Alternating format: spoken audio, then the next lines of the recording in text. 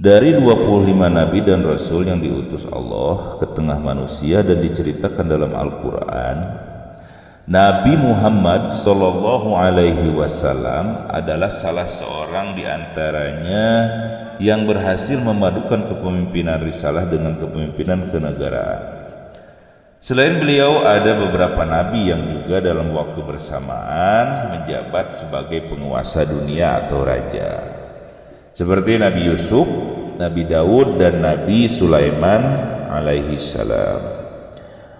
Sebagian besar dari ribuan nabi dan rasul yang diutus Allah hanya memerankan fungsinya sebagai penyampai risalah ilahiyah, yaitu mengajarkan nilai-nilai spiritual, ritual, moral, aspek ibadah, akidah, dan akhlak. Tidak sampai menjadi pemimpin dan penguasa pada umat yang didakwahinya. Fakta ini sering dijadikan salah satu dalil bahwa misi utama kenabian memang membimbing manusia kepada tauhid, mengajarkan ibadah, dan membangun akhlak mulia. Tidak harus menjadi pemimpin duniawi. Bahkan di antara para nabi, jangankan sampai menjadi penguasa untuk kaumnya, kebanyakan dari mereka dimusuhi, diusir, hingga dibunuh bersama para pengikutnya tanpa bisa melakukan perlawanan secara fisik. Meski demikian, Al-Quran tetap mengapresiasi semua para nabi sebagai pejuang-pejuang dakwah yang berhasil, sukses, dan diberi kemenangan oleh Allah tanpa terkecuali. Sebagaimana sering Al-Quran menyatakan bahwa para rasul itu senantiasa dalam kemenangan. A'udzu billahi minasy syaithanir rajim. Inna lanansuru rusulana walladzina amanu fil hayatid dunya wa yawma yaqumul ashhad. Sesungguhnya kami menolong rasul-rasul kami dan orang-orang yang beriman dalam kehidupan dunia dan pada hari berdirinya saksi-saksi atau hari kiamat. Quran Surat Ghafir surat ke-40 ayat 51. وَلَقَدْ سَبَقَتْ كَلِمَتُنَا لِعِبَادِنَا الْمُرْسَلِينَ إِنَّهُمْ لَهُمُ الْمَنْصُورُونَ وَإِنَّ جُندَنَا لَهُمُ الْغَالِبُونَ فَتَوَلَّى عَنْهُمْ حَتَّى حِينٍ. Dan sesungguhnya telah tetap janji kami kepada hamba-hamba kami yang menjadi rasul, yaitu sesungguhnya mereka itulah yang pasti mendapat pertolongan, dan sesungguhnya tentara kami itulah yang pasti menang. Maka berpalinglah kamu Muhammad dari mereka sampai suatu ketika. Quran Surat Al-Saffat surat ke-37 ayat 171 sampai 174. Ayat ini sejatinya sedang mengajari Rasulullah Shallallahu Alaihi Wasallam agar senantiasa yakin akan kemenangan dakwahnya, karena kemenangan dakwah adalah suatu kepastian janji Allah bagi semua rasulnya. Bahkan sekiranya seorang rasul Allah diingkari oleh kaum-kaumnya, diusir atau dibunuh tanpa seorang pembela pun, tetaplah mereka orang-orang yang dimenangkan Allah. Sebab orang yang dimenangkan Allah, sebab keteguhan dan keistiqomahan dalam kebenaran hingga ditebus dengan ajal, itu saja sudah satu kemenangan, yaitu kemenangan moral spiritual, di mana ruh kebenaran itu tidak akan mati hanya karena kematian para pendakwah-pendakwahnya, melainkan akan hidup terus.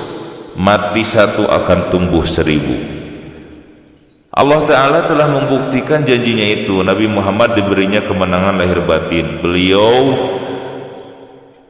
figur Rasul yang berhasil memenangkan dakwah sekaligus memenangkan kekuasaan. Dalam kapasitasnya sebagai Nabi dan pemimpin negara sekaligus, itulah keunikan pribadi Nabi Muhammad SAW. Memang tidak mudah memilah dan memisah kedudukan Nabi Muhammad SAW antara posisi beliau sebagai Rasul dengan posisi beliau sebagai seorang pemimpin masyarakat dan kepala negara. Tapi bukan berarti tidak bisa dipisah sama sekali. Ada beberapa aspek kewajiban dan kewenangan yang berbeda antara keduanya. Di antaranya, pertama, dalam kedudukannya sebagai Rasul, Nabi Muhammad hanyalah menyampaikan wahyu Allah dan ajaran Islam secara apa adanya. Bahkan satu kalimat pun beliau tidak boleh menambah apalagi mengurangkan. Dalam kedudukan beliau sebagai penyampai wahyu risalah Allah ini pula, beliau dijaga dan dipelihara oleh Allah secara langsung sehingga tidak akan terjadi lupa, kesalahan atau kekeliruan dalam penyampaian wahyu dan syariat agama Allah. Itulah yang disebut bahwa Rasulullah adalah manusia yang maksum atau dimaksum. Meskipun dalam batas tertentu Nabi Muhammad diizinkan Allah menafsirkan dan menjelaskan beberapa kandungan ayat Al-Quran tertentu yang diturunkan kepada beliau secara global, maka itu pun tidak lepas dari bimbingan Allah yang diilhamkan kepadanya. Kemudian penjelasan dan penafsiran Rasulullah tentang kandungan wahyu Al-Quran itu menjadi sunnah nabawiyah bagi umatnya yang merupakan bagian tidak terpisah dari wahyu yang mendampingi Al-Quran dalam kedudukannya sebagai sumber ajaran Islam. Rasulullah sendiri tentu yang lebih paham mana perkara-perkara yang merupakan kewenangan wahyu secara mutlak, di mana tidak akan sekali-kali memutuskan suatu urusan tersebut kecuali berdasar apa yang tersurah di dalam ayat Al-Quran. Dan sekiranya tidak ada dalam ayat Al-Quran, niscaya Rasulullah akan menunggu turunnya wahyu sebelum beliau memutuskan hukumnya. Contoh-contoh dalam masalah ini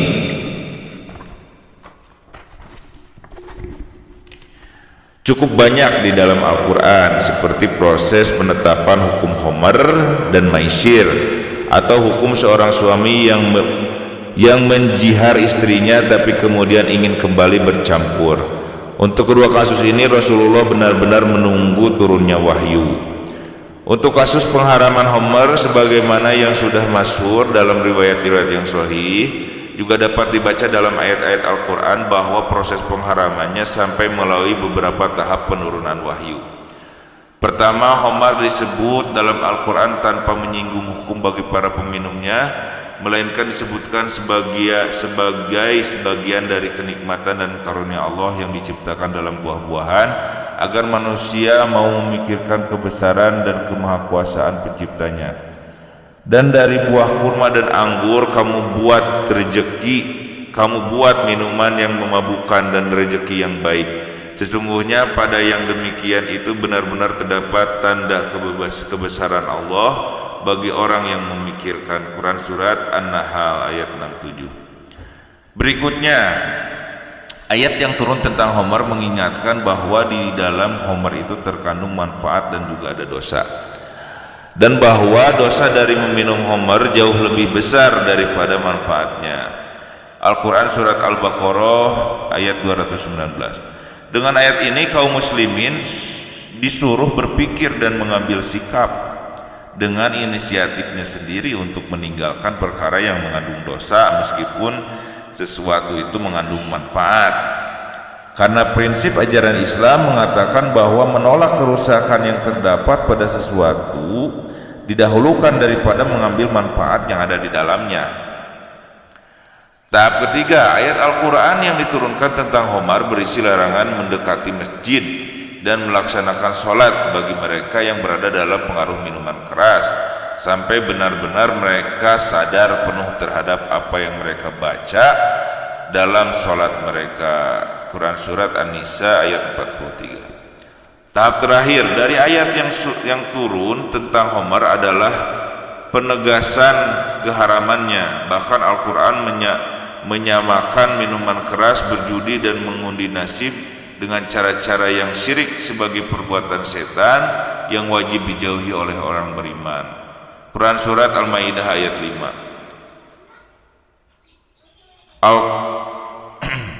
Mengenai hikmah Surat Al-Maidah ayat 90 sampai 91 ya. Mengenai hikmah keberangsuran pengharaman khamar ini, Al-Qafal sebagai dikutip oleh Az-Zuhaili dalam tafsirnya menyatakan, hikmah penetapan pengharaman khamar dengan tahapan seperti ini bahwa Allah Ta'ala Maha mengetahui bahwa kaum bangsa Arab sudah sangat terbiasa dengan meminum khamar dan mereka banyak sekali mengambil manfaat daripadanya. Maka Allah Maha mengetahui bahwa sekiranya mereka dilarang secara sekaligus, niscaya akan menyulitkan kepada mereka. Maka sangatlah tepat menggunakan pendekatan pengharaman dengan gradual dan lemah lembut. Wahbah Zuhaili, Tafsir Al-Muni, juz 2 halaman 271. Adapun untuk kasus pengharaman zihar, yaitu tradisi masyarakat jahiliyah dalam memperlakukan istri seperti ibu kandung sendiri dalam hal haram digauli yang diawali dengan mengatakan kamu aku anggap seperti punggung ibuku, adalah sebagaimana diterangkan pada beberapa riwayat. Di antaranya beberapa versi riwayat yang bersumber dari Aisyah radhiyallahu anha bahwa seorang wanita istri sahabat yang bernama Haulah binti Salabah dizihar oleh suaminya, kemudian suaminya ingin kembali berhubungan dengannya. Maka ia tidak mau sampai ia mengadukan kelakuan suaminya itu kepada Rasulullah. Rasulullah tidak memberikan jawaban apapun sehingga turun wahyu kepada beliau. Sesungguhnya Allah telah mendengar perkataan wanita yang mengajukan gugatan kepada kamu tentang suaminya dan mengadukan halnya kepada Allah, dan Allah mendengar soal jawab antara kamu berdua. Sesungguhnya Allah Maha mendengar lagi Maha melihat. Orang-orang yang menjihar istrinya di antara kamu menganggap istrinya sebagai ibunya, padahal tiadalah istri mereka itu ibu mereka. Ibu-ibu mereka tidak lain hanyalah wanita yang melahirkan mereka. Dan sesungguhnya mereka sungguh-sungguh mengucapkan suatu perkataan mungkar dan dusta. Dan sesungguhnya Allah Maha Pemaaf lagi Maha Pengampun. Orang-orang yang menzihar istri mereka kemudian mereka hendak menarik kembali apa yang mereka ucapkan, maka wajib atasnya memerdekakan seorang budak sebelum kedua suami istri itu bercampur. Demikianlah yang Allah ajarkan kepada kamu, dan Allah Maha mengetahui apa yang kamu kerjakan. Barang siapa yang tidak mendapatkan budak, maka wajib atasnya berpuasa 2 bulan berturut-turut sebelum keduanya bercampur. Maka siapa yang tidak puasa, wajiblah atasnya memberi makanan 60 orang miskin. Demikian supaya kamu beriman kepada Allah dan Rasulnya. Dan itulah hukum-hukum Allah dan bagi orang kafir dan siksaan yang sangat pedih. Surat Al-Mujadalah 1-4, Tafsir Ibnu Katsir jilid 8 halaman 34. Kedua, kedudukan Nabi Muhammad sebagai pemimpin masyarakat, yaitu bahwa beliau adalah kepala negara sekaligus kepala pemerintahan yang punya kewenangan menegakkan hukum yang adil, membangun kesejahteraan rakyat, menetapkan situasi damai dan perang sebagai panglima perang, menjalin perjanjian dengan umat yang dengan bangsa lain, dan seterusnya.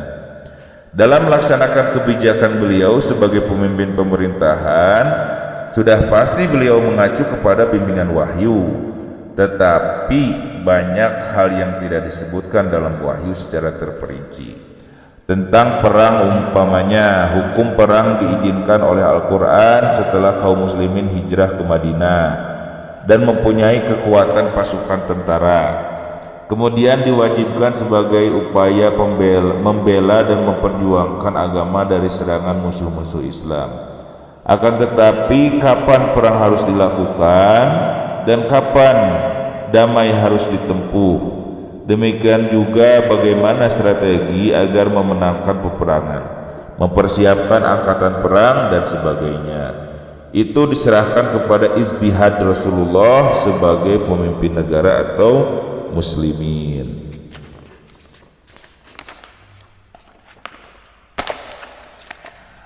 Maka dalam menata kehidupan individu, keluarga dan masyarakat di bidang ekonomi, pendidikan, politik dan sebagainya, Rasulullah melakukan kebijakan-kebijakan yang berdasar kepada bimbingan wahyu dengan mempertimbangkan situasi dan kondisi, adat istiadat masyarakat, hingga mempertimbangkan usulan dan masukan dari para sahabatnya. Dalam bidang-bidang kehidupan sosial kemasyarakatan itulah seringkali Rasulullah memerankan dirinya sebagai kepala negara, kepala keluarga, guru bagi para murid-muridnya, dan pemimpin bagi rakyatnya yang mengambil kebijakan berdasar ijtihad menerapkan nilai-nilai luhur dari wahyu dalam realitas kehidupan nyata bagi kemaslahatan umatnya. Dan dalam konteks ini ada kasus-kasus di mana Rasulullah SAW ditegur oleh wahyu karena kebijakan beliau dinilai Allah Subhanahu wa Ta'ala kuranglah tepat. Demikianlah pula dalam konteks inilah terkadang para sahabat Nabi mempertanyakan kebijakan beliau hingga memberikan masukan dan usulan. Bahkan ada kalanya Rasulullah sendiri yang sengaja meminta pandangan dan pendapat para sahabatnya melalui forum musyawarah.